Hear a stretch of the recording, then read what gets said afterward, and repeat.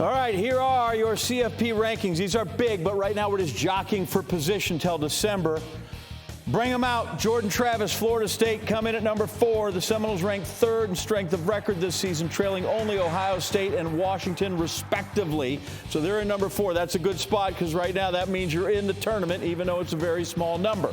Coming in at number 3 is Michigan. J.J. McCarthy company. They have 44% chance to make the CFP, according to ESPN Analytics, the 3rd highest mark in the FBS. So 4-3 stay the same.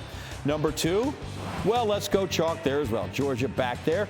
The back-to-back national champs get a key win over now number 14 Missouri. They were 12 last week when they entered. Last Saturday, they are riding a 26-game winning streak between the hedges. They're even better. Yeah, and then Missouri threw it that big number 78. Leading the way, Ohio State, they stay on top. The Buckeyes have 2 wins this season over top 20 teams and have the top-ranked strength of record in the country. So 1, 2, 3, 4 remain the same through 2 weeks. Washington, Oregon, Texas, Bama, Ole Miss, Penn State round out the rest of the top 10. Makes sense, right? Washington beat Oregon and Texas beat Alabama. 2 top 10 matchups in week 11. Penn State hosts Michigan. Georgia will host Ole Miss. The latter of those games, Ole Miss, hotty toddy, going to be on ESPN.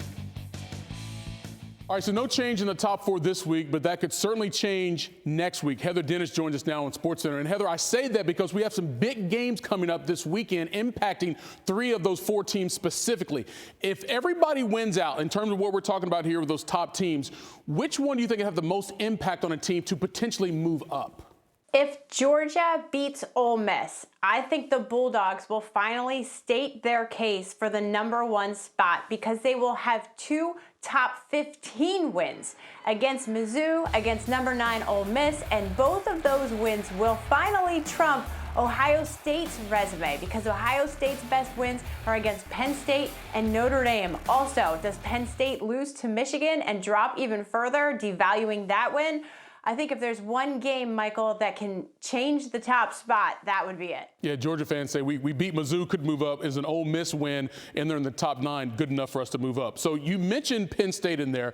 Big game there in the Big Ten because they're going to face Michigan, obviously there at the number 3 spot. What are the overall implications for that matchup specifically? Well, this is critical for Michigan because its strength of schedule has been around 112th in the country. It's a chance for Michigan to finally earn a statement win.